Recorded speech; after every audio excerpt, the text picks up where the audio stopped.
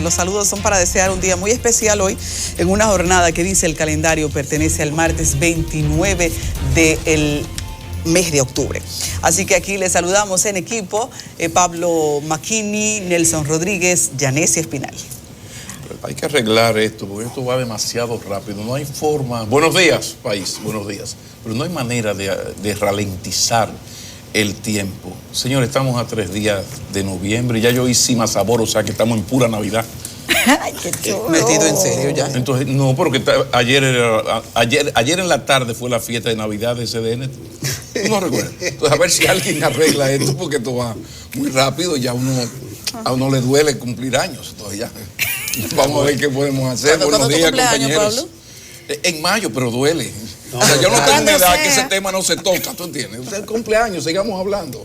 Buenos días, Está muy buena la referencia esa de la fiesta de Navidad de CDN, que fue ayer. Es un recordatorio que vienen las Navidades. Pero bien, señores, a propósito del tiempo, el lunes es feriado, así que estamos ante un fin de semana largo para que haga sus planes con anterioridad. El 6 de noviembre, Día de la Constitución, se mueve para el lunes 4. Entonces estamos ante un fin de semana largo. Me lo recordaron mis hijos ayer, que me dijeron: papi, reconocemos tu apego a la Constitución y a las leyes. Ese día no debes trabajar y debemos irnos. Entonces me hicieron una oferta que se está estudiando. Sí, no, y también tú sabes que ya muy en serio, más de una persona en diferentes ocasiones me ha dicho: Grammy, ¿por qué ustedes algunas entrevistas que las pasan una sola vez no buscan la manera de repetirlas? Yo le dije: no, porque en YouTube, digo, ahí es el problema de ustedes, me dieron el boche. Es muy bueno hablar, a mí me encanta hablar con la gente del programa. Macchini, porque tú te crees que todo el mundo entra a YouTube y ve los programas. No, hay una franja importantísima que no entra a YouTube. Acepté la aclaración casi boche. Así que vamos a ver si lo conversamos fuera pero esa sería una posibilidad de uno encontrar, de uno ubicar esas entrevistas que uno quisiera y que ustedes de alguna manera nos exigen que coloquemos de nuevo. A ver si eso es posible. Bueno, tremenda lucidez la del señor Macchini hoy. Tremenda lucidez. Yanessia Espinal. Señores, muy buenos días. Ustedes están muy conversadores y definitivamente que cuando se acerca ya el fin de año y las fiestas navideñas, hay que tomarlo todo así y es mejor. Qué bueno que el tiempo avanza, no hay que quejarse como el señor Macchini que dice que ya cumplir años. Es bueno porque si uno no cumple significa que pasó a formar parte de otro mundo. Así que muy buenos días. Y ayer, señores, sigue el Festival de los Acontecimientos Políticos. El PLD, su comité central, se reunió y, por cierto, hoy está convocado el comité político para una reunión, creo que a las 7 de la noche, y escogió los nuevos integrantes. Ya ustedes saben que son 8, porque también ayer se produjo la renuncia de un simbólico integrante de ese partido, que fue la de César Pina Toribio. En lugar de 7, escogieron 8 nuevos miembros. Ahí está Andrés Navarro, que fue de los elegidos, está José Ramón Peralta, está Francisco Domínguez Brito, Melanio Paredes, Robert de la Cruz y Danilo Díaz y Alejandro Montaz. Bueno, también Alexis Lantigua, que es viceministro de la presidencia. Por supuesto, se ratificó la presidencia interina de Temístocles Montaz. Resulta que independientemente de los méritos o no que tengan los nuevos miembros del comité político, hay una queja generalizada. Y es que el Partido de la Liberación Dominicana sigue siendo un partido que se empecina cada vez más en dar muestra de que es machista. Ni una sola mujer pasó al comité central, al comité político. Y que no me digan que no se trata de que no había aspirantes, sí había y varias. Entre ellas Karen Ricardo, estaba Luisa Fernández, creo, Iris Guava, varias mujeres, pero no ninguna resultó favorecida y todo el mundo sabe que eso se amarra, que no es verdad que sean votaciones espontáneas, aunque no quieran vender lo contrario, pero parece que para la cúpula PLDista la mujer no pasa de ser un simple discurso. Es parte de un discurso que suena bonito, pero en la práctica es en contra de darle mayor participación a la mujer, porque fue ese mismo partido que tiene mayoría en el Congreso, en la Cámara de Diputados, que aprobó una ley que no le permite la cuota interna, que así como hay una cuota de 40%, se había propuesto que haya una cuota de 33% también a lo interno de los partidos políticos, para que las mujeres tengan la oportunidad de mayor participación en los organismos de dirección de los partidos, pero no fue así. No se aprobó y, sin embargo, usted escucha, por ejemplo, al ministro administrativo de la presidencia, que ahora es miembro del comité político, que no se quita de la boca ese deseo que él tiene de darle participación a las mujeres, pero eso no pasa de ahí. De hecho, en la ley electoral, en la ley de partido, las mujeres resultaron perjudicadas, porque aunque se le vendió como un caramelo, que fue finalmente envenenado, que se aumentó la cuota 40-60 o 60-40, finalmente resultó que es una cuota nacional y no local, que eso resulta muy perjudicial para la participación de las mujeres. Explícale bien a los amigos el truqueo del de nacional y del local, por favor. Claro, porque sí, porque se trata, señores, que si la cuota fuera local, es decir, por demarcación, por circunscripciones, por provincia, por municipio, por cada uno de los niveles de elección, entonces, primero, hay mayor posibilidad de participación de la mujer, porque así salen un número más alto de mujeres electas, pero además la calidad del cargo. Usted verá que en lugar de tomar, vamos a decir, un 40%, y que en ese 40% de las candidaturas de 158 municipios haya un 40%, por ejemplo, que le corresponda a la mujer en diferentes demarcaciones, no las vicealcaldías, porque es segunda y así está diseñado, usted lo busca. Entonces, es decir, que no, eso no fue ningún beneficio, contrario a lo que se nos quiso vender. Pues esa es la realidad del Partido de la Liberación Dominicana hoy día, que, como ya dije al principio, hoy se reúne su comité político. Pero la política tiene otros acontecimientos y hay que verlos. Está pendiente el tema de los precandidatos, que si pueden o no ser candidatos en función del nuevo ordenamiento jurídico que trajeron la ley de partidos y la ley electoral. Leonel Fernández fue proclamado por 6 partidos, proclamado candidato. Es decir, que esos partidos tienen la seguridad de que esa ley no aplicaría, o en caso de es inconstitucional, como lo ha dicho el propio expresidente. Lo que sí queda claro es algo. Estas leyes, la ley de partidos políticos y la ley electoral, cuando usted la busca y usted busca la definición que tienen esas propias leyes de lo que es el transfugismo, no se refiere en ningún momento a precandidaturas, sino a las personas que ya tienen la responsabilidad de representación de un partido político, sea para candidato o sea ya electo para una representación en el Congreso. ¿Qué resulta? Que si usted toma la tendencia internacional sobre los derechos de participación política y sobre todo la libertad de expresión, usted va a encontrar que la tendencia es a ampliar esos derechos. Sin embargo, aquí ocurrió lo contrario con esas leyes. Lo que se buscó fue limitar el ejercicio de los derechos políticos. Recuerden que ya el Tribunal Constitucional declaró nula disposiciones como, por ejemplo, que buscaban que si usted no tenía un tiempo de militancia, usted no puede participar como candidato, y que si usted es un partido nuevo tampoco puede ir aliado.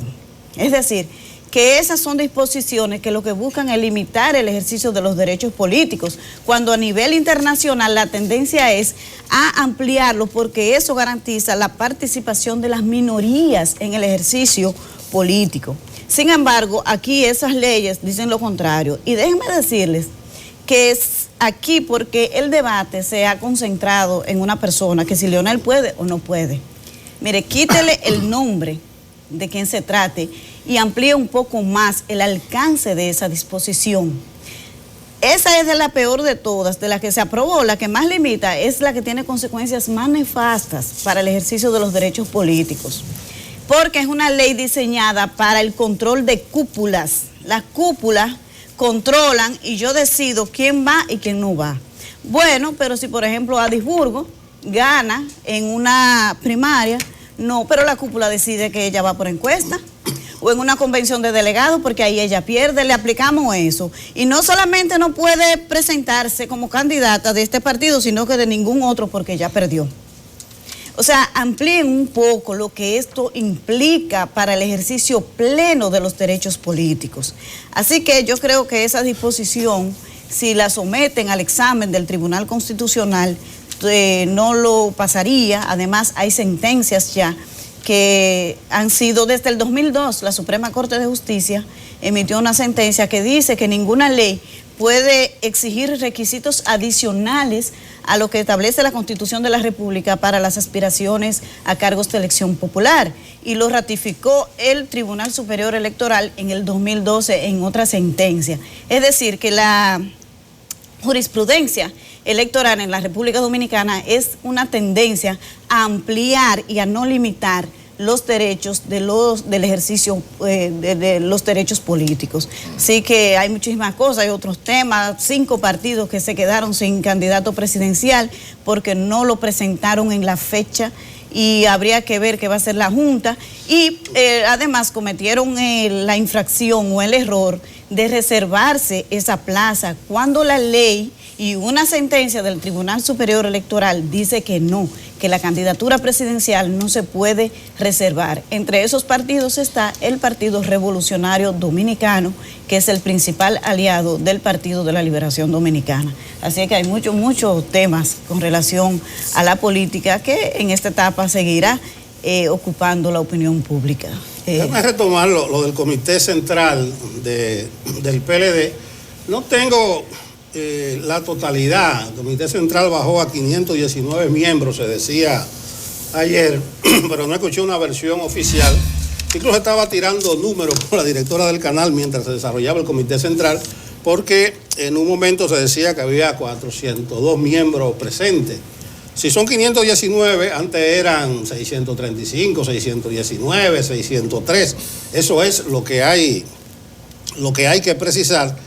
Es decir, que ahora hay un comité central neto, puro, que responde a Danilo Medina. Por eso se dice que es un partido que va a ser construido a su imagen y semejanza, porque es la fuerza hegemónica. El comité central ratificó a Temístocle Montaz a unanimidad como el presidente interino.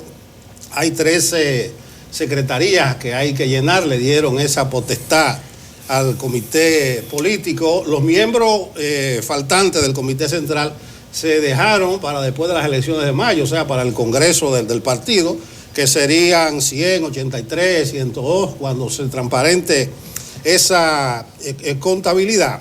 Pero lo cualitativo es que vemos un PLD unificado alrededor de una sola figura, de un solo líder, que es Danilo Medina. Como explicaba Yanesi, 8 nuevos miembros fueron escogidos en 2 rondas, hubo una segunda vuelta por los miembros del comité central del PLD. Esos son José Ramón Peralta, Francisco Domínguez Brito y también Andrés Navarro, que es un premio a la perseverancia, a la persistencia. Miren dónde está Domínguez Brito ahora en el comité político. Estuviera con unos amigos tomando café o quejándose, lamentándose en el Parque Colón de la capital o en el Duarte de Santiago, pero yo lo dije aquí, es un político persistente. Entonces miren hacia dónde fue esa precandidatura, lo mismo que Navarro. Danilo Díaz, conocido, ministro actual de Deporte y delegado técnico del PLD en la Junta. Robert de la Cruz, muy conocido. Melanio y Alejandro Montaz. También Alexis La Antigua, que es el menos conocido y de hecho el que yo más conozco de todo eso. Es un joven, es viceministro de Política Pública del Ministerio Administrativo, que yo siempre lo he instado a que vaya a los programas, que participe en política, porque es muy capaz, es buen polemista, es buen orador. Sorprendió a propios y extraños de que él haya sido electo para el comité político, pero méritos personales le sobran a Alexis La Antigua. El problema de la mujer, ni una sola mujer, pero eso ya no es un problema de la cúpula del PLD, es que es un partido estructurado y mentalmente machista. Leninista. Lo digo así porque fueron 2 rondas y los que estaban votando eran los 400 y tantos que estaban ahí. Entonces, en ese sentido, pudo haberse colado una mujer, incluso en la segunda vuelta, porque a la segunda vuelta asistieron 6 y ahí estaba Iris Guava entre esos 6. Pero era un público de hombres, naturalmente. Bueno, yo no sé la composición, yo no sé cuántas mujeres hay en el Comité Central. El Comité Central tiene una mayoría de hombres. No conozco cuántos hombres son, por eso no puedo hablar de eso. Lo que yo digo, que Iris Guava tenía un 50% de posibilidades y ni así pasó. Entonces, lo que yo digo es un partido reiteradamente machista. ¿Cuáles son las mujeres que quedan en el comité político? Las que estaban: Margarita Cedeño, Alma Fernández, Cristina Lizardo, Lucía Melina, Alejandrina Germán y Miriam Cabral. Mírenla, hay 6 mujeres de 35, eso le va a dar 17%. Pero parece que esa es la cuota de las mujeres del PLD, porque si ustedes van al ministerio, me llegan a la mente 3 mujeres de la Juventud, Educación Superior y el Ministerio de la Mujer, y eso daría también cerca de un 17% de la cuota de la mujer que son ministras. Entonces parece que la participación de las mujeres del PLD oscila entre el 17 y el 20%. Es un partido enteramente machista, y yo reitero, fue una votación de su comité central. Me sorprende, y yo decía ahorita que no vi que bajaron una línea, porque gente como Navarro pasaron en el límite. Navarro sacó un 33%, que era el mínimo, es decir, que no había una orientación a que se votara por Andrés Navarro. Por ahí está el PLD, el nuevo PLD. Yo insisto, Temo dice que estaba algo más del 78% de la membresía del Comité Central, pero eso debió explicarse más. Tal vez en la rueda de prensa debieron darse las explicaciones, porque uno deduce que si hay 519 miembros en la actualidad, fue porque se fueron cerca de 100 o 100 y tanto, porque el dato que yo manejo es que eran 635, me dicen que no, que son 602, pero no voy a entrar en esa contabilidad, sino en lo cualitativo. Es un nuevo partido más estructurado, con una orientación alrededor del presidente Danilo Medina. Más adelante veremos en qué condiciones finalmente queda el PLD para competir en los comicios. Lo cierto es que ya los campos se han delimitado. Ese PLD es un PLD de Danilo Medina, lo que quiere decir que ya es un partido donde ya tenemos que enterrar el morbo de, por ejemplo, ahora 8 nuevos miembros del comité político. ¿Cuántos son de Leonel? ¿Cuántos de Danilo? No, el partido es de Danilo Medina y punto. ¿Qué uno lamenta? Porque bueno, esto viene a partir de una decisión de Leonel Fernández, a partir de lo ocurrido en las primarias. Ahora, ¿qué es lo que uno lamenta? Bueno, que si ya se fue el archirrival y creó su partido, y ya el sector Medina ya tiene su partido, ya lo del sector Medina uno tienen que perdonarnos, porque vamos a estar unas semanitas hablando del sector Medina incorrectamente, porque es el PLD. Ahora, lo que uno pensaba era que se iba a aprovechar el que ya se tiene el partido, no un sector del partido, para, ya que no se hizo la renovación por la que uno tanto llamó la atención de esa institución política, por lo menos actuar a partir de una estrategia política, sino de renovación, de captación de votos y de simpatías. ¿De qué yo estoy hablando? Bueno, ¿cuáles son los entes fundamentales para ganar unas elecciones en República Dominicana? 7 provincias perfectamente ubicadas, jóvenes y mujeres. Yo siempre cito aquello de Cabral, de Buda, de que si los malos supieran qué buen negocio ser bueno, serían buenos que sea por negocio. Entonces, si el PLD supiera qué buen negocio es no ser tan machista, sería menos machista, aunque solo sea por negocio, por estrategia política. Entonces, el PLD, con su comité político, que todo lo puede, porque ustedes saben que el comité central es una cosa que está ahí, que lo maneja, y ahora más que nunca, el comité político. Entonces, ese comité político tenía que hacer lo que fuera necesario, incluido, si era legal, mucho mejor, para que la mujer estuviera mínimamente representada. Porque, como bien explica Nelson, es un partido machista-leninista. Si tú lo pones a votar, las mujeres se van a fregar y a cocinar. Qué bien. Sí, pero ustedes se le están olvidando que el mundo cambió. Cuidado. Esas reacciones machistas-leninistas. Y estoy hablando del punto de vista más interesado. Estoy hablando del punto de vista más interesado por ganar elecciones, aunque sea por demagogia. Usted no puede cometer esa torpeza. O sea, ese partido tiene que hacer algo con él, porque, insisto, las elecciones se ganan en 7 provincias, mujeres y jóvenes. Las elecciones están entre los muchachos de 18 y de 40, que lamentablemente uno llega a una edad donde ya los muchachos de 40 son eso para uno, muchachos. Uno a cada rato pasa una vergüenza porque uno se reúne con gente, ¿no? Este muchacho sobrino, no, pero este es el señor tal cosa, ¿no? Pero vuelvo a ese asunto. O sea, el PLD está perdiendo la oportunidad de una mínima renovación, de mostrar otra cara. Además también de que ojalá que Gonzalo Castillo está muy escondidito, que sea porque se está preparando todo esto de las propuestas que se va a hacer, porque ya es tiempo de que uno comience a ver a Gonzalo Castillo por lo menos 1 o 2 veces en los programas, emitiendo sus opiniones. O sea, él tiene que, sin llegar a matar, por lo menos herir al padre, en el sentido de que ahora Gonzalo Castillo tiene que iniciar un proceso de destete, decimos en los cerditos, el destete, el momento en que ya usted se despega de la teta y comienza a caminar solo, porque sabemos que su líder es Danilo Medina y lo seguirá haciendo cuando sea presidente. Sí, pero el presidente va a ser usted. Entonces, ojalá que esto se dé así, de esta manera. Uno lamenta mucho la división del PLD, uno lamenta mucho que no haya una renovación, o uno lamenta mucho un Leonel Fernández yéndose para un partido que es manco. Y me explico, digo que es manco porque no es de derecha ni de izquierda, porque un partido que va del Partido de los Trabajadores a la más rancia derecha, derechona, postrujillista. Tú dices, bueno, ¿cuáles son? Bueno, esto es como Groucho Marx, estos son mis principios, pero si a ustedes no les gusta, yo tengo otro por aquí.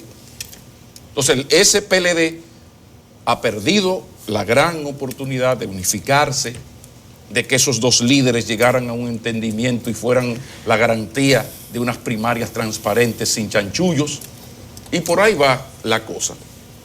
¿Qué va a pasar? Quizás lo que le conviene al país, qué carajo. Pero lo cierto es que uno lamenta mucho, porque se había hablado y muchas veces de que el problema de la democracia dominicana es que una sola cosa o vaina parece un partido, que era el PLD, porque sí tiene una dirección que dice 2 más 2 es 5 hasta marzo, y es 5.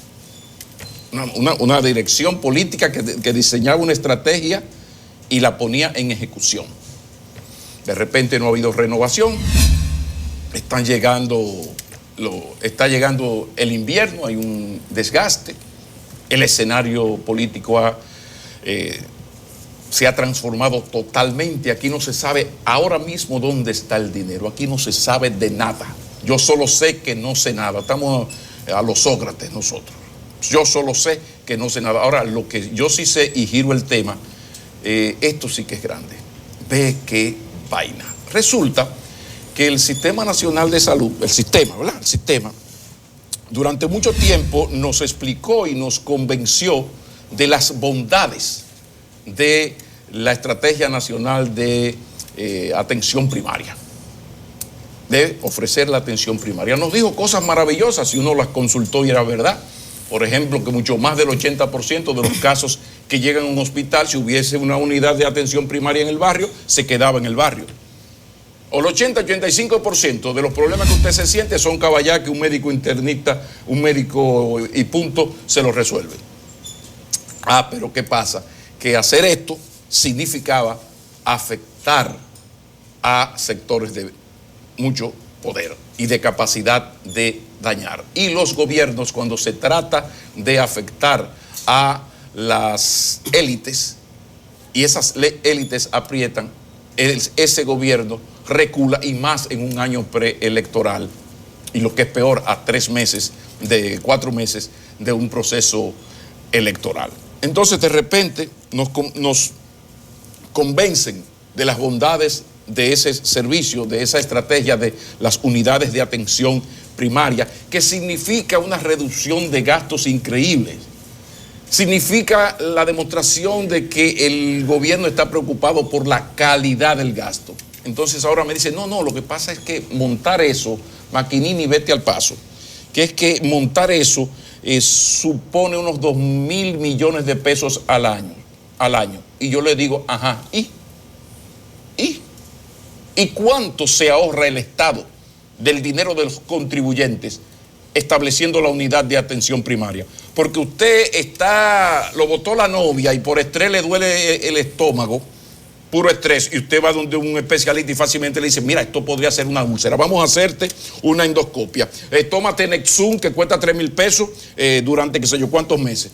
Pero resulta que eso un médico internista, un médico general, en la unidad de atención primaria, cuando conversa con el tipo, el tigre le va a explicar, le va a dar unas explicaciones que le va a decir, no, espérate, hombre, tú lo que tienes tal cosa. Estoy poniendo un ejemplo para que nos entendamos. Entonces, de repente, es el mismo sistema de salud, los funcionarios, los que nos explican las bondades y por qué, y que lo lamenten los especialistas, porque claro, esos sí que van forzados, por lo que yo le estoy diciendo. Yo voy donde el médico general y el médico me dice, no, que tú no tienes gastritis, eso no es gastritis, es una gastritis, pero no de úlcera ni nada de esa cosa. Tú tienes gastritis como le duele a la gente la espalda cuando está estresado. Eso no es que tú tienes una hernia discal. Entonces, el ahorro que significa eso para el país, óigame, es mucho más de 2.000 millones de pesos, además de la calidad del gasto. Pero como afecta a ARS, afecta a especialistas, afecta a todo un entramado que hay, terrible. No va. Entonces, cuando se habla de cualquier beneficio, se habla del sistema contributivo. Pero entonces el otro sistema, donde está la mayoría, pues hasta ahí no llega. Y para aplicar esto le dejan 6 meses. De todas maneras, hay compensaciones interesantes. Por ejemplo, tenemos aquí que habrá 36 nuevos procedimientos médicos disponibles. Aplausos. Hasta para asuntos de biopsia, que no había, una chulería. El presidente del colegio lo explicó ayer, aquí, aplausos.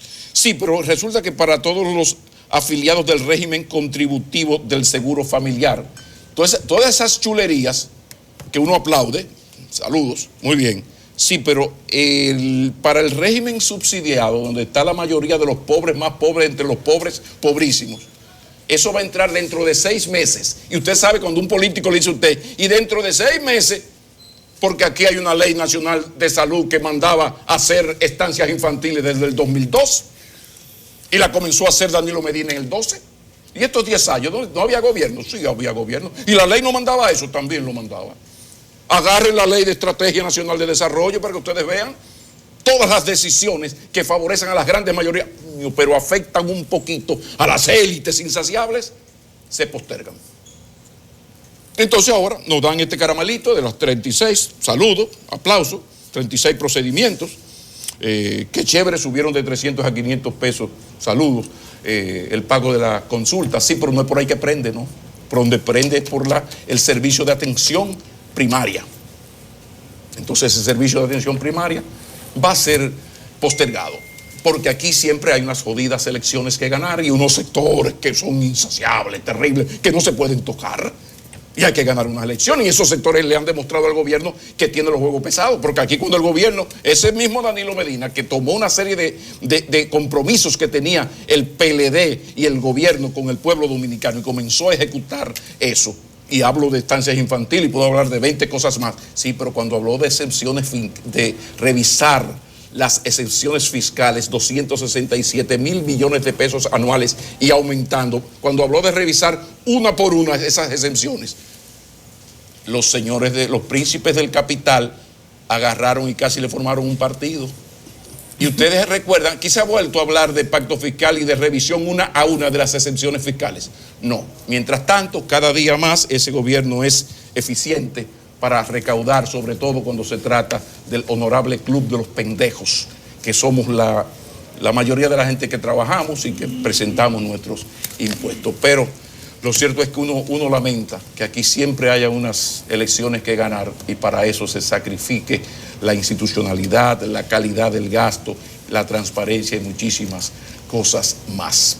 Finalmente, recordar a Mario Benedetti, que decía que cuando cierta gente les siguen cosas y dice que para hacer eso tendrán que pasar sobre mi cadáver, deberían recordar que a veces los pueblos pasan.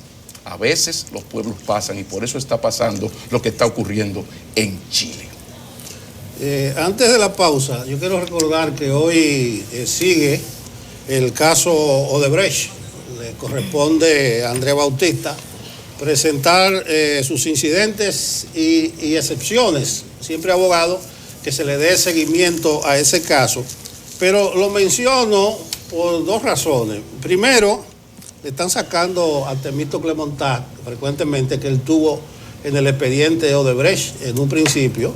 Yo creo que es un recurso innoble y más cuando proviene de dirigentes del PRM, porque recuérdense que el PRM tuvo a Chu y tiene a Andrés. Entonces, en ese sentido, a Chu Vázquez no lo pueden estar diciendo, tú tuviste en Odebrecht. No, la justicia dijo que no y lo sacó de ahí. Y lo segundo es que el caso Odebrecht lo explican muy bien, de manera tangencial, en una película que está en Netflix, se la recomiendo, La Lavandería. Es el asunto de los papeles de Panamá. Entonces, cuando hablo de Odebrecht y recomiendo esa película, es porque ahí se ven muy claramente de qué manera con esos papeles se estafó a la gente olímpicamente y de qué manera Odebrecht, con una oficina de sobornos, también estafó a los pueblos, diría yo, corrompió a funcionarios. Entonces se las recomiendo, incluso es tan buena La Lavandería, que hablan de que Meryl Streep, que es la actriz principal, podría optar por un Oscar, pero ahí está representando a Mossack y Fonseca, los dos tipos de los papeles, Antonio Banderas y Gary Oldman. Son genial, porque está muy bien estructurada y enseña a la gente a defender la democracia, porque ahí es que termina la película, y también a denunciar los vicios en todos los sentidos de este sistema. Por eso, insisto, el caso Odebrecht no debe pasar por la mesa. Claro, se lo está comiendo la política y todos estos acontecimientos palpitantes y de primer orden, pero que nadie se olvide que ahí en la Suprema se está ventilando el juicio de fondo que sigue hoy. Llama la atención que por lo menos 5 partidos no presentaron al terminar el plazo en las candidaturas, y eso significa que hay un desafío jurídico por ahí, y que de paso hay que analizar cuál es la estrategia que pretenden utilizar o la que planificaron, sobre la base de que uno entiende que esa fecha o ese plazo no los pudo agarrar de sorpresa. Entre estos 5 partidos está el Partido Revolucionario Dominicano, y a propósito de eso, y no por coincidencia, tenemos a uno de sus principales dirigentes aquí en la entrevista principal, Emmanuel Esquea Guerrero, Partido Revolucionario Dominicano, en breve.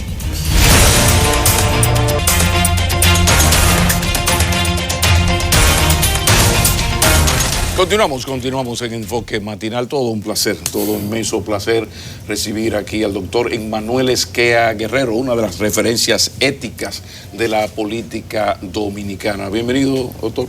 Gracias por aceptar la invitación, que yo sé que usted no es muy asiduo ya como antes. Bienvenido. Gracias, Pablo. No, para mí es un placer estar aquí compartiendo con ustedes y con Nelson, viejo amigo santiaguero.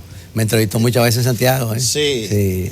Oye, qué bueno que te presentamos como abogado, podríamos decir, experto, constitucionalista, jurista, podríamos decir, y resiste el término, porque en estos avatares de la política, a diario tienen aquí un político, un aspirante, y nos está privando esa situación de punto de vista interesante, como el que pueden tener personas como tú. Entonces, en ese sentido, vamos a tratar de arrojar luz sobre el debate actual, comenzando por la interpretación de la ley de partido y la ley orgánica del régimen electoral y el asunto de si Leonel puede o no puede ser candidato. Para nosotros decimos el artículo 49, numeral 4 de la ley de partido, dice que si usted participó o precandidato no puede. El artículo 134 de la ley electoral dice una persona que haya participado. Entonces, para nosotros, Leonel, desde el punto de vista de esas dos leyes, no puede ser candidato. ¿Cómo tú interpretas en un primer nivel? Porque hay otra discusión del artículo 23 de la Constitución, el 123, pero vamos a tratar de separar los dos procesos, lo que son los derechos de Leonel y las condiciones que se exigen para ser presidente y lo que dicen la ley de partido y la ley del régimen electoral. Mira, Montesquieu decía que en la ley la letra es la que mata y el espíritu es el que vivifica. Eso es en la ley. En esa época el sistema constitucional no estaba muy acentuado. Hoy en día debemos decir lo siguiente: la ley es la que mata y la Constitución es la que vivifica. ¿Por qué digo esto? Porque se ha especulado mucho de que dos leyes adjetivas, la ley 3318 y 1519, establecen mecanismos prohibitivos a un precandidato o candidato de un partido que se vaya a ser precandidato o candidato de otro partido. Ahí yo diría que si interpretáramos la ley en el sentido prohibitivo, tendríamos que hacer uso entonces de la Constitución para vivificar los derechos fundamentales, como es el derecho al sufragio. El derecho al sufragio, como todos sabemos, tiene dos aspectos: el de votar y el de ser elegible.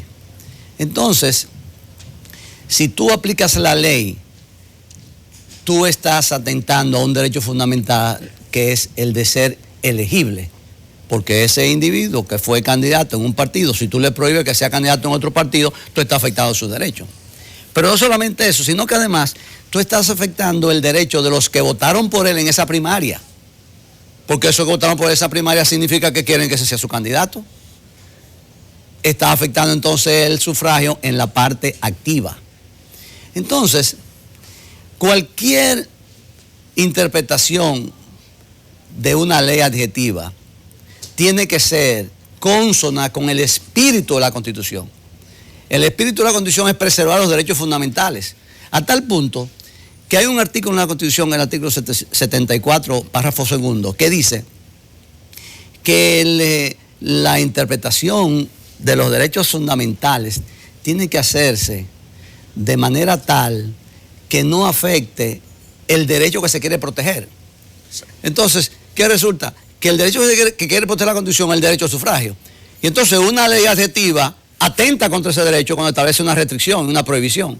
Sí. Ahora, ¿qué vamos a hacer, doctor, con esta ley de partidos y el régimen electoral, que debe ser ya como el cuarto o quinto artículo de la ley de partidos que va a revisar muy posiblemente el Tribunal Constitucional? Porque uno desde fuera dice, bueno, si yo perdí, me quiero ir, bueno, me voy, yo podré recibir una crítica moral de caramba, tú no sabes perder, perdiste y te vas. Sí, pero lo de la Constitución será moral, será lo que tú quieras, pero en términos legales mi derecho está por encima de este tipo de aspectos. Ahora, ¿hacia dónde vamos con una ley de partidos que yo he preguntado y preguntaba fuera del aire?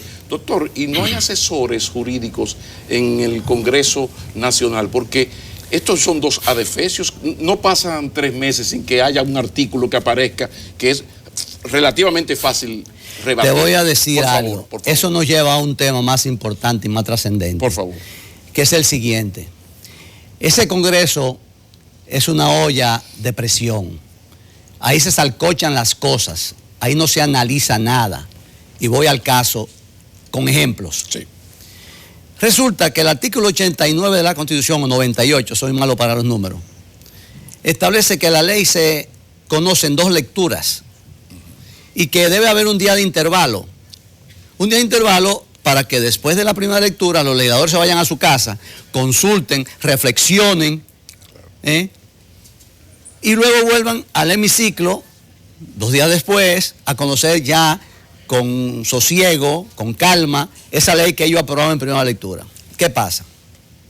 Que ese mismo artículo de la Constitución dice que cuando se conoce en primera lectura una ley y se declara de urgencia, se puede conocer en 2 lecturas consecutivas. ¿Qué pasa?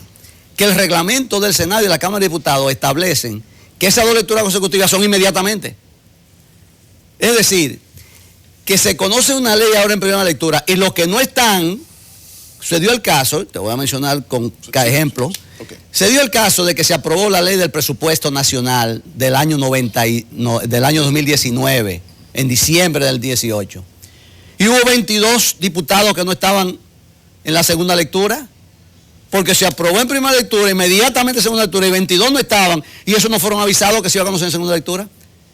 Y eso es lo que yo he llamado, desde el año 1978, escribí un artículo en el periódico Última Hora, y está recogido en un libro mío que se llama Mundo Jurídico, que se llaman Leyes al Vapor. En el periodo de Balaguer, cuando Balaguer perdió las elecciones en el año 78, Balaguer en ese interregno de mayo a agosto, aprobaron una serie de leyes al vapor en ese mecanismo. Y yo escribí un artículo. Y dije que eso era inconstitucional porque los legisladores que no estaban presentes en la segunda lectura tenían derecho a estarlo y no fueron convocados. Imagina tú que un diputado de Pedernales no vino ese día a la sesión y ahí cuando se la primera lectura dicen, inmediatamente la segunda. Él no fue convocado para la segunda lectura. Y ese es un derecho que él tiene. Es más, los legisladores representan al pueblo. Se le viola al derecho del pueblo de estar presente en la elaboración de la ley. O sea que nosotros estamos desde el 78 faltosos en ese tema. Pero es peor. No, pero es peor, déjame decirte, es peor. Yo sometí un recurso de inconstitucionalidad contra el presupuesto nacional y la ley de bono. Invoqué ese argumento y el Tribunal Constitucional dijo que ellos tenían razón. El Tribunal Constitucional dijo que no, que el reglamento de la Cámara lo disponía. Entonces un reglamento puede disponer lo que la Constitución lo prohíbe. Pero yo estoy sometiendo otro ahora para que me lo rechacen otra vez. Y lo voy a anunciar aquí, estoy sometiendo otro para que me lo rechacen. Es un proyecto, pero de manera específica contra esos reglamentos de la Cámara de Diputados y del Senado, que permiten conocer la ley en un mismo día, en 2 lecturas consecutivas. Pero ya el Tribunal Constitucional le dijo pero en otro aspecto, en otro recurso. Porque yo no ataqué de manera puntual, sino que hice ese argumento, pero yo ahora voy de manera puntual ahí. Entonces, ¿qué pasa? Que el problema de la República Dominicana es un mal de fondo, es que las instituciones no están funcionando como deberían de funcionar. Como te digo, el Congreso, que eso ahí pasa cualquier cosa. Aquí se aprobó una ley del notariado, que los banqueros fue que dijeron que estaba mala. Y después entonces la Suprema Corte de Justicia sometió un proyecto para enmendarlo y se está conociendo y se aprobó recientemente. Pero ¿qué pasa? Que la Suprema Corte de Justicia tampoco está haciendo su papel. Aquí se aprobó, oye, el Código Procesal Penal, y Subero dice que era presidente de la Cámara de Diputados, dijo que eso él no lo conocía. De la Suprema. De la Suprema, okay. Que se conoció sin consultarlo a él. Un absurdo que tú sometas un código y no lo sometas a la Suprema para que dé su opinión cuando hay una Cámara Penal ahí. Es decir, que aquí se pasa cualquier cosa, porque aquí las instituciones funcionan a nivel de lo que diga Palacio. Entonces el Palacio manda la línea y eso se aprueba. O sea que el problema afecta mucho, como decía Peña. Claro, Peña lo decía cuando le convenía, después dijo lo mismo Leonel Fernández, que le hace muy bien a la democracia el equilibrio, que el que esté en el Ejecutivo no controle el Congreso para que haya eso es lo ideal. Debate. Pero resulta que la realidad nuestra es otra. Porque aquí funciona la fundita, el chelito, el decreto. Porque Leonel escribió un artículo diciendo que el líder era el que daba el sobrecito, pero él se equivocó. La segunda parte, el líder es el que da el decreto. Se ha demostrado con Danilo. Es que ayúdanos a entender el asunto de interpretar las leyes versus la Constitución de la República. Te das cuenta que tú estás en la cátedra y nos va a enseñar a nosotros. Porque cuando tú hablas de los derechos fundamentales y lo ponía por encima de cualquier ley, aunque sea orgánica, yo en términos populares digo que tú estás diciendo que papeleta mató a menudo. Entonces papeleta es la Constitución y menudo son las leyes. Pero resulta que los derechos fundamentales se regulan por ley. Y además, cuando ustedes mandan esos recursos a las altas cortes, siempre se establece, salvo las excepciones que imponga la ley. Entonces, esas leyes de partido y electoral, en los aspectos que estamos hablando, estaban inspiradas, la intención era combatir el transfugismo. Pero tú me dices que esa ley no sirve de nada porque la Constitución le garantiza a Leonel el derecho de postularse porque no tiene impedimento. O sea, los requisitos 4, artículo 123, ¿no? Leonel lo cumple a cabalidad, tiene. Porque no es haitiano, es dominicano, tiene más de 30 años. Hasta que se sepa, él no tiene ningún impedimento legal, una ley, no está preso. Y encima de eso no es miembro o no ha sido miembro de las Fuerzas Armadas en los últimos 3 años. Pero entonces explícame esa diferencia. ¿Para qué sirven las leyes, incluyendo una orgánica como la del régimen electoral? Y tú me dices que no, la Constitución mata eso. Mira, déjame decirte algo. La Constitución establece unos derechos fundamentales. Para todo el mundo. Para las personas. Sí, sí. Esos derechos fundamentales, la propia Constitución dice que solamente pueden ser regulados por ley en los casos en que la Constitución lo permita. Por ejemplo, hay derechos que la Constitución no permite que sean regulados. Porque la Constitución no dice, cuando habla de ese derecho fundamental, que puede ser regulado. Por ejemplo. Uno de ellos es el sufragio. El sufragio. La Constitución no dice que eso puede ser regulado. Pero hay algo más. La Constitución dice, y mencioné el artículo 74 en su momento, que en los casos en que la Constitución permite que sean regulados por ley, eso es lo que se llama la reserva de ley. Cuando la Constitución dice, los jueces serán de la Suprema Corte de Justicia 13, de acuerdo a la ley. Cuando dice de acuerdo a la ley, ahí cabe entonces, esa es la reserva de ley. Ahí la ley le va a dar a esa tonalidad, reglamentación, normativa, etcétera. ¿Me explico? Pero en este caso no. En este caso no, porque ese es un derecho fundamental que la Constitución no admite, pero que no admite que sea modificado, normatizado o reglamentado por una... Ahora bien, disculpa. No, porque me acabo de enterar que Danilo podía ser candidato. No, pero perdóname, vamos por parte, porque la Constitución no dice que no puede serlo, entiéndeme. Cuando la Constitución dice algo, eso se aplica tal cual. La Constitución dice que Danilo no podía ser candidato y punto, eso no se discute. Pero la Constitución dice que tiene esos derechos que tú estás invocando.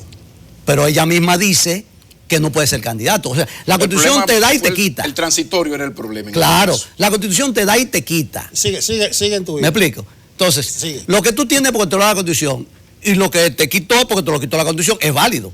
¿Entiendes? Entonces, fíjate qué pasa. Con el asunto de los derechos fundamentales, la misma Constitución establece que en los casos en que pueda un derecho fundamental ser reglamentado, tiene que someterse a dos cosas. Primero, al principio de racionalidad o razonabilidad, como le llaman también. Es decir, algo que sea racional, tú no puedes reglamentar un derecho fundamental con una cosa que es racional. Por ejemplo, tú eres dominicano de nacimiento y una ley viene y dice que tú eres dominicano nacional de nacimiento, pero tú no puedes ser diputado. Pues soy racional si tú eres dominicano. Eso es para los extranjeros. Entonces, pero también dice ese artículo que la reglamentación que pueda hacer una ley adjetiva de un derecho fundamental no puede corromper ese derecho. Entonces tú tienes un derecho al sufragio, que te lo da la Constitución, a que tú puedas ser electo. Como tú dices, tú cumples esos requisitos que la Constitución establece, son 4 creo, tú lo mencionaste. Sí. No puede haber ninguna otra disposición que le añada uno nuevo, que diga, para ser presidente hay que ser bonito. Eso no lo dice la Constitución. Eso lo dice Oscar de la Renta. Bueno, es una cosa de moda, ¿verdad? De estilo, de lo que tú quieras. Entonces, esa disposición es irracional, pero además corrompe el derecho que se quiere proteger, que es el derecho del dominicano. Y lo del transfugismo, porque se habló mucho cuando se teorizaba, desde el 97 está teorizando sobre la ley de partidos. Tu paisana Milagro fue que trajo eso aquí al tapete. Exactamente. Milagro. La doctora Milagro. Nuestra paisana. Sí, siembra hielo, como nosotros. Pero años y años con la ley de partidos, y uno de los elementos que se destacaba, amén del problema del financiamiento, la transparencia en el gasto, se hablaba del transfugismo. Y se suponía que iba a tener y tiene un artículo, esa ley, que tiene que ver con el transfugismo. Pero ahora usted me está explicando que no, que en la medida en que el derecho a elegir y ser elegido está como derecho fundamental en la Constitución, ya lo otro será moral, será muy lo que tú quieras. Ético, lo que tú quieras, pero ya es... Y entonces, mira, y el espíritu en lo que tiene que ver con el transfugismo, sí, mira, quedó fuera. Sí, es que constitucionalmente el transfugismo no puede ser reglamentado, ni siquiera por una ley. Te voy a explicar por qué. Porque el transfugismo, se habló del transfugismo originalmente para prohibir que un legislador electo en una boleta se pasara a otro partido. Ese era el transfugismo clásico. Inclusive en algunos países sudamericanos traen eso. Recuerdo que Milagro hablaba mucho. Pero ¿qué pasa? Que la propia legislación dominicana dice que para tú ser diputado, por ejemplo, o senador, sí, tú tienes que ir por la boleta de un partido político o de un movimiento provincial, ¿verdad? Pero que una vez tú eres electo, ya esa candidatura no es de ese movimiento ni de ese partido. Es tuya personal, aunque no te hayan juramentado, aunque tú no hayas sido electo, ¿no? Ni como candidato te puedes retirar. Tienes tú que renunciar. Y después que eres electo, tú no estás obligado a seguir la línea del partido, porque esa candidatura es del pueblo. Se está metiendo en otro tema fundamental, doctor. Exactamente. Usted se está metiendo en los leonelistas que ganaron con el PLD y esa candidatura es de ellos, según un hombre que yo respeto. Bueno, en términos jurídicos. Bueno, usted está diciendo, son palabras mayores. No, es que esa es la verdad. Es que esa es la verdad. Esa es la verdad. Es que esa es la verdad. Esa candidatura, a pesar de que fue una candidatura por el partido y que la va a presentar el partido. No, espérate. La va a presentar, si ellos se van del partido, el partido no lo va a presentar, entonces. Porque una cosa es salir electo en una convención y otra cosa es salir electo en unas elecciones. Ellos han pasado por una convención interna y eso interno es del partido. El partido puede mañana sustituirlo si lo hace democráticamente. Okay. Oh, yeah. Por ejemplo, uno que salió en una convención primaria electo candidato y mata a otro. ¿Y ese individuo va a ser candidato? El partido entonces come un comité de disciplina, lo releva de esa candidatura y lo pasa a la justicia. Pero ese individuo no puede ser candidato. Ahora bien, un individuo que sale electo senador de la República y mata a uno antes de tomar posesión, ¿puede el partido quitarle eso? No puede. Ese individuo es senador de la República, entonces se somete a lo que es la jurisdicción privilegiada y va a la Suprema Corte de Justicia y la Suprema Corte de Justicia lo va a juzgar. Entonces es bueno hacer la diferencia, donde él pertenece a la curul, ya cuando yo soy electo por el pueblo. Electo. Ahora, en el caso, por ejemplo, de los PLDistas que son del sector... El PLD le puede quitar esa candidatura, por eso no se van. Eso. Hoy tú te imaginas esos 4 senadores que no se van, gente muy buena, yo no tengo nada en particular contra ellos. Oro en el pero si ellos se van, pierden esa candidatura. Es que... Ahora, lo que ellos... Ahora habla el político. Lo que ellos están pensando es que el PLD lo va a apoyar a ellos. Danilo lo dijo, no somos tontos, eso fue un mensaje para ellos. No somos tontos. Hoy en la primaria tú estás con un candidato y tú sales bajo la bandera de ese candidato electo en la primaria y ese candidato se va y tú dices, no, yo me quedo. Y los que se quedan van a creer que tú es verdad que tú te quedas. Pero por favor. Pero es un hoyo para el partido, porque él es el candidato. No lo van a apoyar, va a perder, entonces va a ganar la oposición. Es un problema para el PLD. Eso es un arma de doble filo.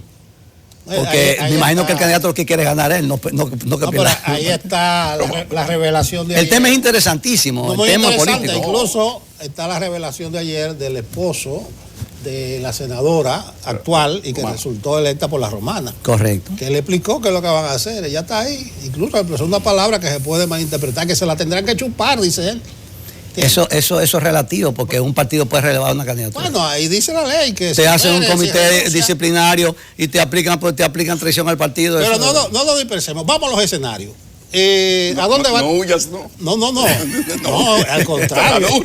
Es que quiero son palabras mayores. Quiero aprender de Esquea, porque ya yo te lo dije al principio. Un problema de nosotros los comunicadores que creen que sabemos y podemos opinar de todo. Yo no estoy opinando, es un problema legal. Por ejemplo, la Junta, con su ley y sus 2 leyes, está obligado a rechazar la candidatura de Leonel en dado caso que se la presenten a la Junta. No, eso es falso. Ay, pero la Junta se guía de la ley de partido. Porque la Junta tiene que aplicar primero la Constitución. Pero que la Junta hasta reglamentó esa ley. Bueno, pero es un problema de la Junta que se puso a reglamentar lo que no tenía que reglamentar. Pero bien. ¿Qué tú quieres? ¿Cuál es el escenario? Cuando la Junta hace una regla... Bueno, mira qué pasa. No, pero ¿cuál es el escenario tú ves? Porque hay gente que habla hasta del superior administrativo. Que podría sí, bueno, aquí ahora tenemos una multiplicidad de tribunales. Vamos por la Junta. Al administrativo, al constitucional, al electoral, etc. Los posibles procedimientos, explícanos por favor, doctor, ¿qué puede ocurrir en términos de los recursos, de las opciones que tiene en este caso o el PLD o en el otro caso Leonel Fernández? ¿Qué va a ocurrir? Mira, lo primero es, como Nelson decía, que si la Junta va a aceptar o no candidatura. Primero, la Junta tiene que llevarse primero de la Constitución. La Junta no puede hacer una interpretación de una ley afectando derechos que la Constitución protege. Sí, pero de lo que quiero llevar, vamos a suponer que a partir de otro razonamiento, la Junta dice que no. Alternativas del presidente. Entonces, Fernández, el candidato afectado podrá recurrir. Hay varias opciones. Por favor. Podrá recurrir, primero en revisión ante la misma Junta, hay un procedimiento de revisión. Después hay un procedimiento que es discutible, porque algunos sostienen, yo incluido, que eso debe ser competencia del Tribunal Electoral. Algunos dicen que no, que como es una decisión administrativa de la Junta, debe ir al Tribunal Administrativo. Entonces, dependiendo a donde tú lo lleves, tú tienes un recurso muy importante que se llama el amparo, porque uno dice, no habrá tiempo, siempre hay tiempo. Y el amparo es un recurso rápido, que tú lo llevas ante un tribunal o otro, te está afectando un derecho constitucional y tú puedes elevar un amparo. Entonces, el asunto del tiempo yo no creo que sea preocupación. Ni tampoco el tribunal que sea. Cual que sea va a conocer eso y va a aplicar la Constitución, porque eso es lo que hay que aplicar.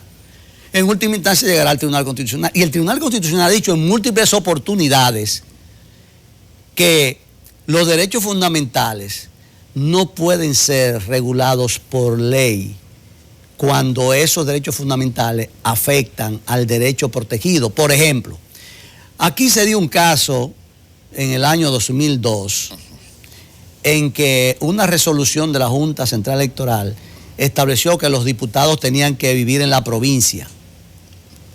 Y recurrieron al tribunal, a la Suprema Corte de Justicia en ese momento del Tribunal Constitucional. Y la Suprema Corte de Justicia dijo que no, que la Junta no podía establecer reglamentaciones que la Constitución no establecía. Que el derecho a ser diputado estaba reglamentado en la Constitución y nadie podía quitarle ni ponerle a eso. Eso mismo pasa con la candidatura presidencial. Pero usted le hicieron cosas peores. Según usted, peor hizo el Tribunal Constitucional cuando usted sometió aquello del reglamento del Congreso, del Senado. Entonces, aquí podría ocurrir igual. Usted tiene mucha lógica, mucho razonamiento en lo que usted plantea, pero la Junta, el Constitucional podría... No, pero quiero... Por favor. No quiero excusar al Constitucional ni inculparlo, pero quiero señalarte bien claro que en ese fue un argumento que yo utilicé en una acción de inconstitucionalidad contra el presupuesto. Ahora yo lo voy a someter de manera puntual contra esa disposición reglamentaria. A ver lo que ellos van a decir. Ahí es que ellos se van a poner o se van a quitar el sombrero. ¿Me explico? Sí, una cosa es rechazar tangencialmente un asunto. Claro. Y otra cosa es rechazarlo de plano. Lo que pasa es que en la candidatura o no candidatura de Leonel Fernández puede estar la decisión de quién va a ser el presidente de la República el 16 de agosto. Sí, pero el Tribunal Constitucional... Es grave, una decisión... Sí, pero el Tribunal Constitucional no se va a meter en... Ese sería un estigma muy grande. Ellos se han cuidado mucho de que no se le vea, y yo creo que lo han logrado, de que no se le vea un tribunal político. Pero quiero, aprovechando que tú estás hablando del Tribunal Constitucional, decir algo. Mira, el reglamento procesal del Tribunal Constitucional establece que los legisladores, los jueces, creo que lo establece, pero ese es el uso, pueden hacer en toda sentencia, declarar su voto contrario, y lo explica inclusive. Inclusive pueden explicar cuando no están de acuerdo con determinado aspecto de la sentencia. Voto salvado le llaman. O puede ser un voto contrario, y eso lo explican. Pero, ¿qué resulta? Que cada sentencia del Tribunal Constitucional, como todas las sentencias de los tribunales colegiados, hay un juez que la prepara, y los otros la conocen. Yo creo que sería saludable que la sentencia del Tribunal Constitucional dijeran qué juez la preparó. Así como hay derecho a que yo salve mi voto, o que yo vote en contra y lo exprese, que digan que juez lo preparó. Pero el reglamento no manda a... No manda eso, pero sería muy importante.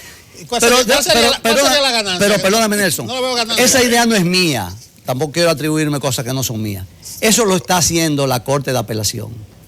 La Corte de Apelación te da una sentencia, por lo menos la de Santo Domingo, y te dice, este proyecto de ley fue preparado por tal juez. Y los otros, cuando se conocen en Cámara, dan su aprobación o no. ¿Me explico? Entonces, sería interesante que la... Pero esos bomberos no se van a pisar sus maneras. No, pero en favor de ellos mismos. ¿Sabes por qué? Porque ahí salen sentencias que uno presume que la hizo fulanito, pero uno lo presume. Lo que pasa es que el momento que usted aprueba, aunque la redacté yo y usted la aprobó, ya vamos todos por ahí. No, pero es diferente. No, porque el espíritu, ¿quién influyó sobre quién? No, tiene lógica. Porque... ¿Quién partió? Por ejemplo, te voy a decir ahora mismo, se ha especulado mucho sobre la ley esa 168-18, creo que 14, fue. la 168-. La de los haitianos. Sí. Se ha especulado mucho quién hizo esa ley. Hubiera sido interesante saber quién preparó ese proyecto. Que uno sospecha, pero son sospechas. Bueno, hubiera sido interesante que se supiera para la transparencia del mismo tribunal y de todos los ciudadanos. Porque así como un juez puede decir, yo estoy de acuerdo, y escribir ahí su voto en contra, su voto salvado, como le llaman, que sea. Así que se diga quién preparó ese proyecto. Bueno. Y así sabremos. ¿Qué pasa? Eso es muy importante. ¿Usted sabe por qué? Lo voy a decir públicamente. Porque los jueces del Tribunal Constitucional son pasibles de ser renovados.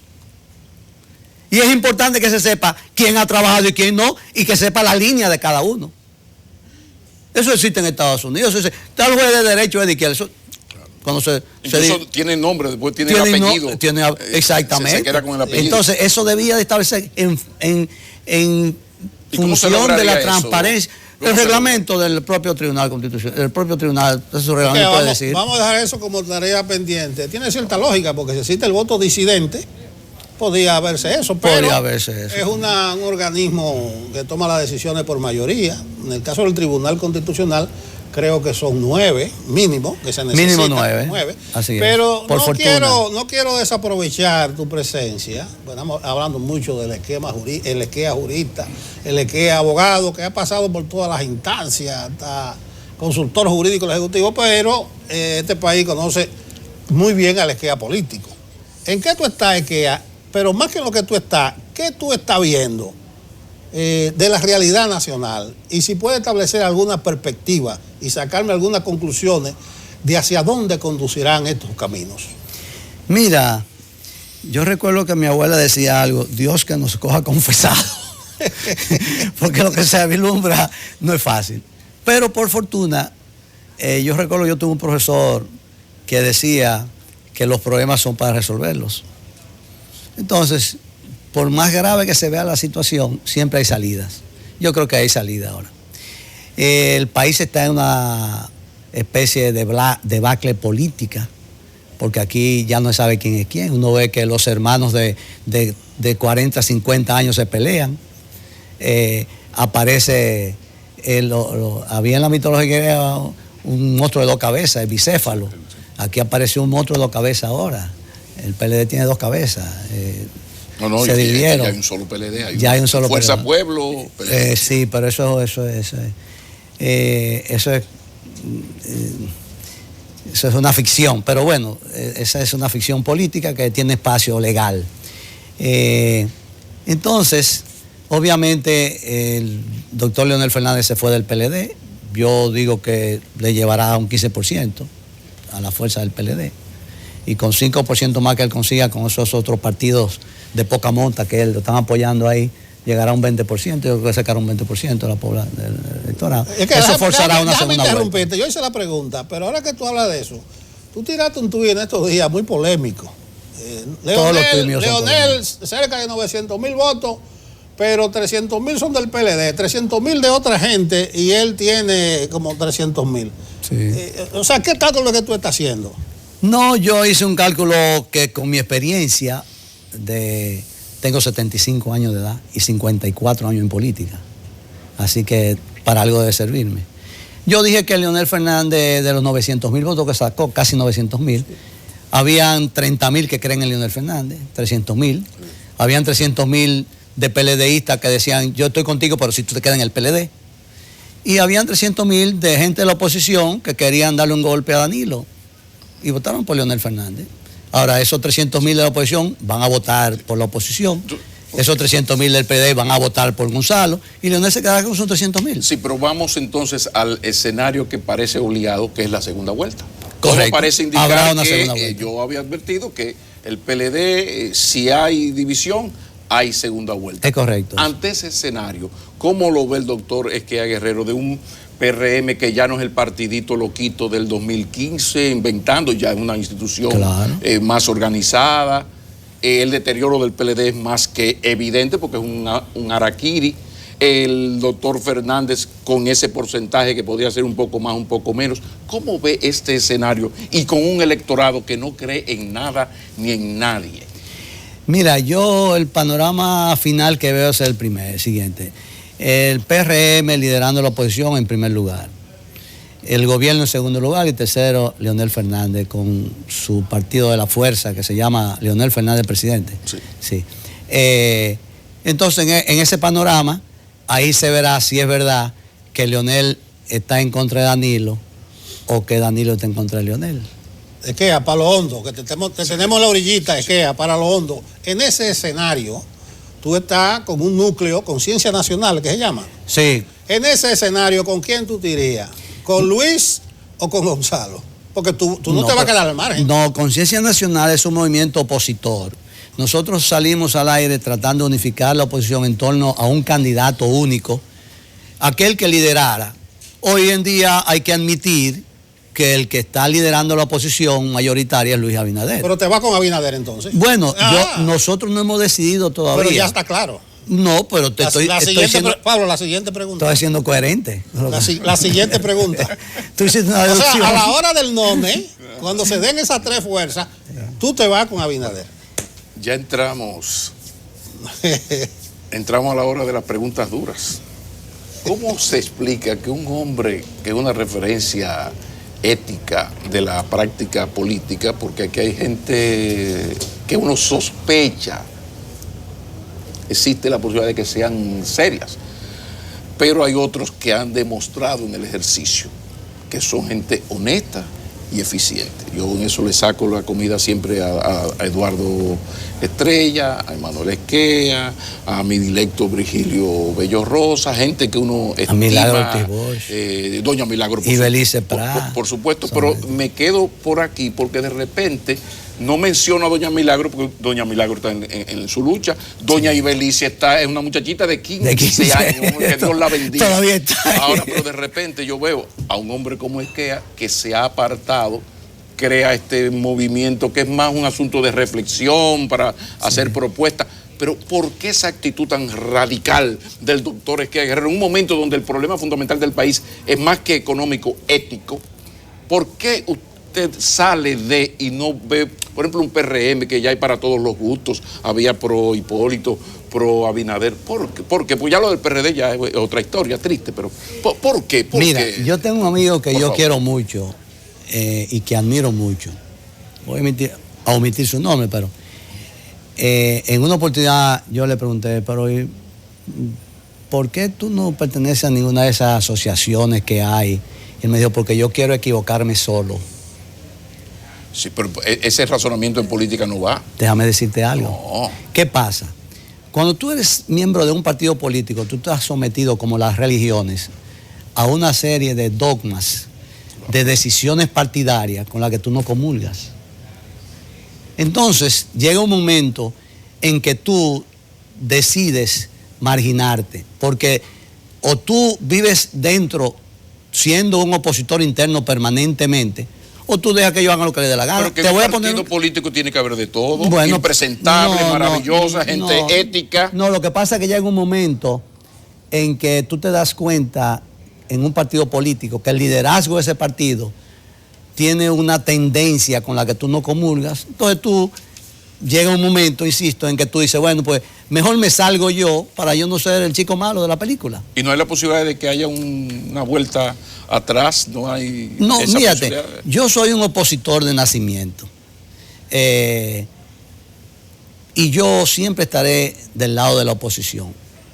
Aunque sea el partido, yo era opositor de Hipólito y yo era del PRD. Yo fui un opositor del gobierno de Hipólito Mejía y yo era del PRD. Aún en mi propio gobierno, vamos a llamar, yo era un opositor. Porque yo no comulgo con las cosas mal hechas. Pero eso con las que bien, yo no creo. Porque es un partido, tiene que haber de todo. Y llegó un momento, entonces, llegó un momento en que ese partido, el PRD, se dividió. Yo entendí que no había razones para yo irme de ese partido, porque yo insistía en que ese partido no debió dividirse, pero se dividió. Pero finalmente ese partido firmó con los Orioles del Baltimore. Ese partido firmó con el PLD. ¿Y cómo iba yo entonces, si yo no me fui con Juan Bosch en el 73, me iba a ir ahora en el 2012 para el PLD? Imposible.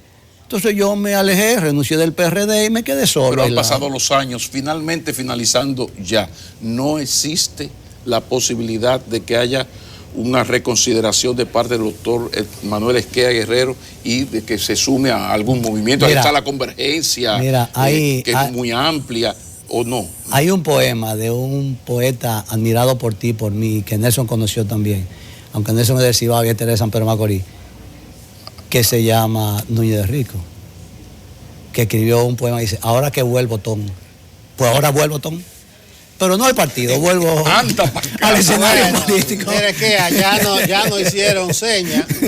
Esa esencia opositora que tú tienes, yo le llamo que es un rosca izquierda intelectual, porque no es rosca izquierda vociferante, no. Usted siempre, tú das para un periodista, porque dice que el periodista bueno le busca siempre la quinta pata al gato. Te digo una cosa. Dime.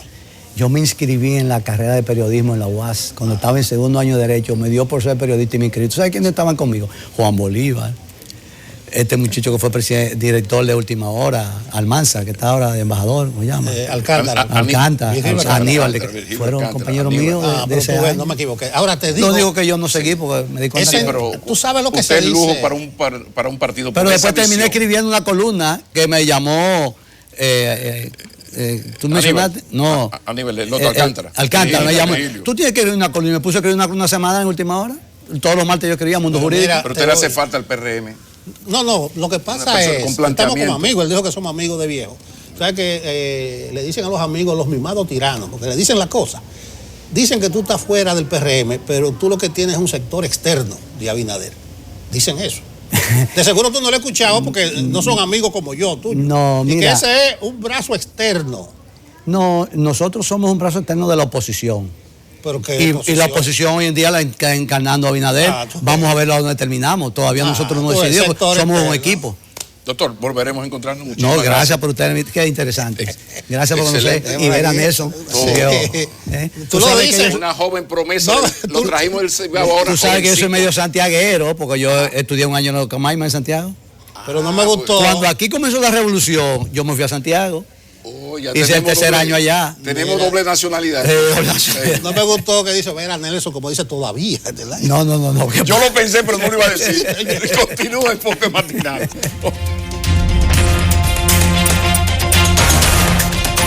Les digo cómo está la cosa ahora en el formato del semáforo. Buenos días. Arrancamos con la luz roja. Vamos a hablar de lo que ha significado la labor del Congreso este año. Y a propósito de eso, les digo que el Congreso es una empresa cara, pero no solo cara. Se permite el privilegio de dejar de trabajar sin dar explicaciones. Eso pese a que paralice prioridades. Este ha sido un año de relativa en el Congreso. Por una u otra razón, las actividades políticas se mantienen entorpeciendo. Ya vamos a entrar en noviembre. Era la mínima cifra de 10 leyes aprobadas en un Congreso que, repito, es muy caro. Bueno, y hablando de esos congresistas, esos que recientemente han hecho labor en sus provincias y en sus municipios, cabeceras para provocar el voto, el favor de la gente para que continúen en ese poder, tendrán todavía que hacerlo una vez más, en un proceso en el que no solo la gente de su partido estará decidiendo si los quiere ahí o no, también la población de forma abierta tendrá que hacerlo. Y recuerdo lo que un amigo llama buscarle averaje a los políticos. Hay que buscarle averaje y buscar qué ha hecho en el trabajo, no solo de su provincia, sino también del Congreso, porque algunos de los que hablan más duro no han llevado ni siquiera un proyecto de ley este año.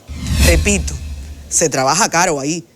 Y lamentablemente la labor ha sido muy entorpecida este año. No nos imaginamos que sería así. Pasemos a la amarilla.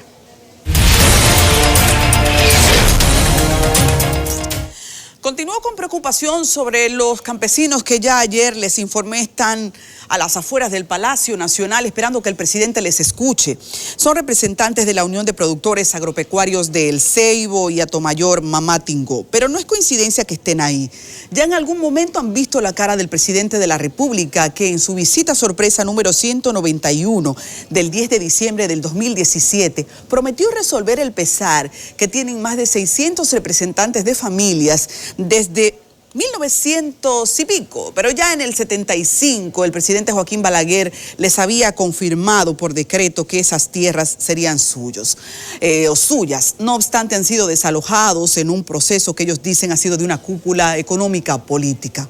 ¿Qué ocurrirá con ellos? El destino definitivamente es político, pero un decreto, repito, en 1975 del presidente Balaguer les había dado una primera tranquilidad. Ahora, aunque llevan 2 años esperando que el presidente Danilo Medina dé seguimiento a eso que le explicaron en esa visita sorpresa, todavía no consiguen que les escuche. Es como quien ruega que un poder que prestaron, un poder otorgado, el poder ejecutivo, el poder político, resuelva al fin ese sueño que les prometió en algún momento. Y hay que recordar a los políticos que ellos tienen sueños, pero que también las poblaciones, las comunidades tienen sus sueños y que ese poder político tiene que resolverlos, más porque es prestado. Y qué pena que la debilidad institucional en muchas ocasiones haga sentir al votante que es simplemente alguien que ruega, porque no está supuesto a ser. Siguen ahí afuera, a las afueras del Palacio Nacional, a las afueras de un palacio en el que muchos enjipetados entran y ven de manera fácil al presidente. Y ahí siguen esperando. Nosotros estamos vigilantes y, repito, lo hacemos con preocupación. ¿Qué tratamiento se les va a dar a estos campesinos que marcharon luego de salir de sus comunidades sin saber cómo lo harían por decenas y decenas de kilómetros a pie, como quien tiene que seguir rogando sus derechos? Pasemos a la luz verde.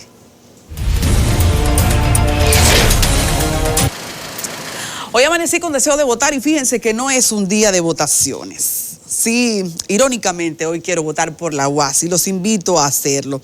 A propósito de que la UAS tiene 481 aniversarios que esta semana por todo lo alto hay que reconocer.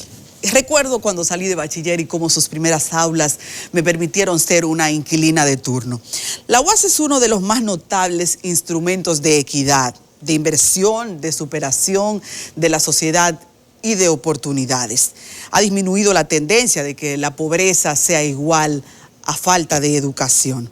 La UAS es una macrouniversidad, de paso, solo está comparada con unos 37 grupos iguales o universidades con esa característica en 34 países de la región. No obstante, opera solo con un 1% del presupuesto de la nación. Pero hoy no es para reclamar, es para el voto. Amanecí votando por la UAS, votando por lo que significa, por sus mejoras, por sus autoridades, por la innovación que está trayendo, por los más de 30.000 estudiantes que hoy buscan salir de la extrema pobreza o de la pobreza, anhelando y apegándose a un sueño. Al de completar su turno universitario y pasar a la cúpula de quienes ya pueden tener una licenciatura, anhelando con eso una mejora económica para ellos, para sus familias y para la sociedad. Por todo lo que representa, hoy yo voto por la UAS y ese voto no se puede solamente limitar a un buen augurio, sino a que con más presupuesto se pueda hacer un trabajo cada vez superado a sí mismo. Así terminamos el semáforo. Buenos días. Estoy disfrutando esta entrevista antes de que inicie porque definitivamente tiene mucho que aportar en el conocimiento de cómo la tecnología está revolucionando la salud. Es un dominicano criado aquí, aplatanado, ya hemos hablado un buen rato, pero al mismo tiempo encabeza una dinámica de innovación en la salud que propone ahora conversar esto tanto con los sectores públicos y privados del país. Fedor Vidal es un experto en tecnología y también en negocios de la salud. Él ha trabajado, y yo quiero decirlo porque es un buen referente que ustedes van a apreciar. Ha trabajado en el hospital más importante del mundo, en Baltimore, y todo eso ha sido una experiencia suficiente como para conocer cómo la tecnología puede ir transformando ese servicio. Así que, Fedor, muy buenos días. Gracias por la invitación y gracias por permitirme estar acá. Así es, cuando hablamos de negocios de la salud impactados por la tecnología, la gente quisiera comenzar entendiendo el ABC. Vamos a poner algunos ejemplos de cómo ahora la dinámica digital puede revolucionar lo que la gente busca, salud. Claro que sí. Lo que tiene que ver con salud digital, es importante decir que estamos hablando de salud, no de medicina digital. Es importante explicar esto. Porque ¿Cuál sería la diferencia entre medicina digital y salud digital? La diferencia más importante es que medicina involucra todos los aspectos de un ser humano, desde el bienestar, desde estar saludable, desde la prevención hasta el diagnóstico y el tratamiento de una enfermedad. No solamente de ese enfermo o ese paciente, ya no le queremos decir paciente por un sinnúmero de razones, porque ya es un consumidor que consume la tecnología y la salud. Pero eso también, ese mercado ha hecho muy fría la relación de salud, todo eso es... Todo tiene su pro y su contra, pero realmente ahora mismo hay una vocación hacia volverse más humano, pero utilizar la tecnología como una herramienta para eficientizar los procesos. Así que el tema de salud digital y medicina digital tiene esa gran diferencia, que está enfocado en el tratamiento del ser humano y la familia alrededor de ese ser humano. Salud digital, ¿cuáles son las principales vocaciones de cambio que ahora mismo hay en el mundo y cómo podríamos comenzar a presentar eso en un esquema dominicano? Claro, vamos a empezar con lo más básico, que es, por ejemplo, un sistema de récord electrónico, donde tú tienes toda tu información clínica de tú como individuo, no importa el centro médico donde te atiendas o el doctor que te atienda, esa información está digitalizada, está disponible 24/7 para el paciente y los doctores que van a atender a ese paciente. Eso es lo más básico en el tema de salud digital o digitalización. Podemos seguir... ¿Qué países como el nuestro claro que sí, ya han comenzado a disponer de un sistema como ese? Por ejemplo, estaba en Colombia. Colombia tiene uno de los sistemas más avanzados ahora mismo. De hecho, están hablando de interconectividad, que ya es un nivel mucho más ambicioso, donde hay tantos sistemas informáticos de manejo digital de información clínica que ahora lo que quieren es conectarlo internamente para poder transferir información. Ahorita decías que eso estaría dispuesto inclusive para el paciente. Claro que sí, la idea es que esa información no es del doctor, es del paciente.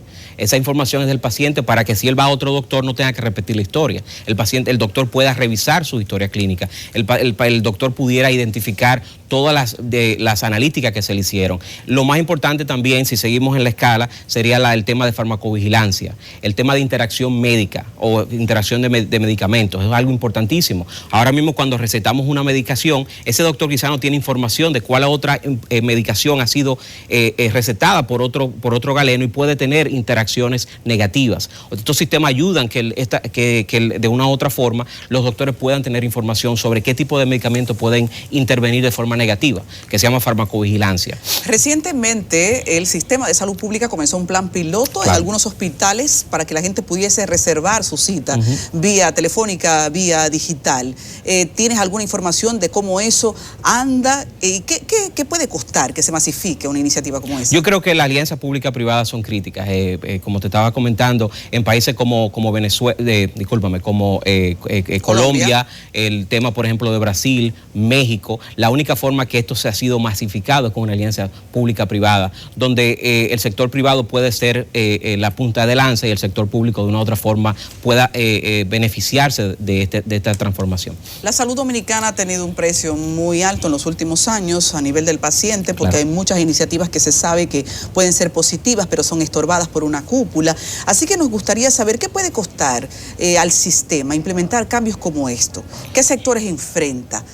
Porque todo eso es una viabilidad que choca de frente con muchos intereses. Yo creo que la tecnología es el normalizador más importante. Yo creo que antes de chocar, la tecnología puede de una otra forma traer voluntades a la mesa, poder sentarse, porque acuérdate que cuando estamos hablando de digitalización, estamos hablando de normalización de datos, estamos hablando de transparentización de procedimientos, estamos hablando de estructura de utilización de procedimientos estándares, de importación de estándares internacionales para la aplicación fácil. O sea que yo creo que antes de crear conflicto, yo creo que la digitalización del sector de salud puede traer esa normalización que es importante para poder abocarnos a tener discusiones que sean mucho más efectivas. Y volviendo al tema del costo, yo no quisiera hablar del costo, quisiera hablar de valor, porque todo lo contrario, en el caso, por ejemplo, de algunos proyectos que tuvimos la oportunidad de trabajar en India, hubo una disminución del gasto en activos fijos como hospitales, en el sentido de que se utilizaba tecnología digital a través de celulares sencillos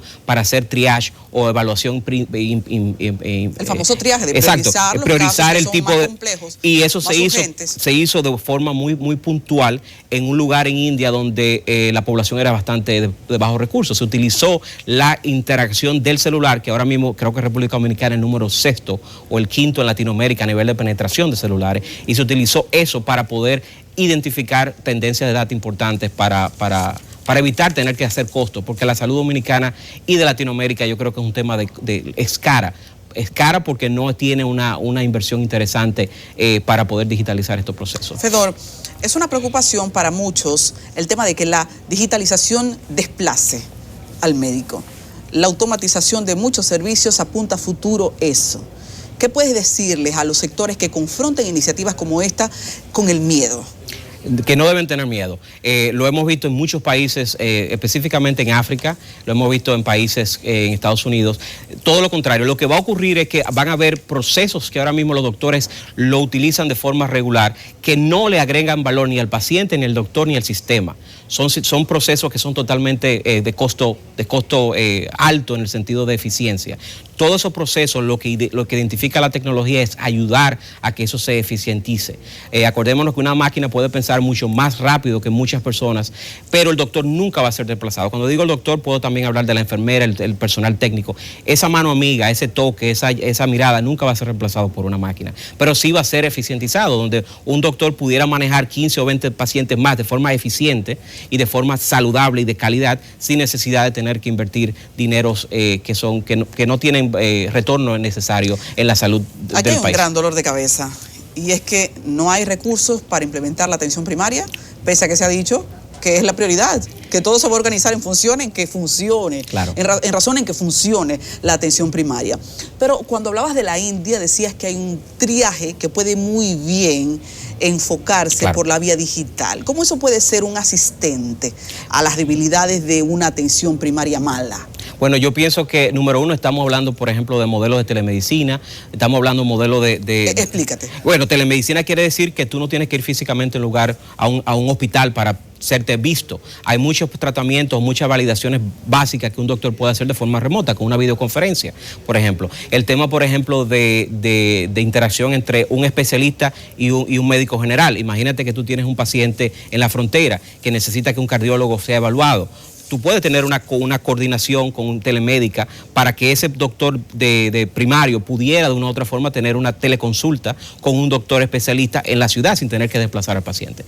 Estamos hablando de que no vamos a necesitar crear un hospital o un centro de atención primaria para hacer ese tipo de triage que muchas veces en otros países se utiliza y genera muchísimos savings al país. El futuro era ayer. Ustedes han preparado un encuentro con sectores especializados de la medicina para poder socializar todo esto, correcto, para ponerlos en la vanguardia. Hablemos de ese encuentro. Claro, este es el primer Congreso Latinoamericano de Salud Digital.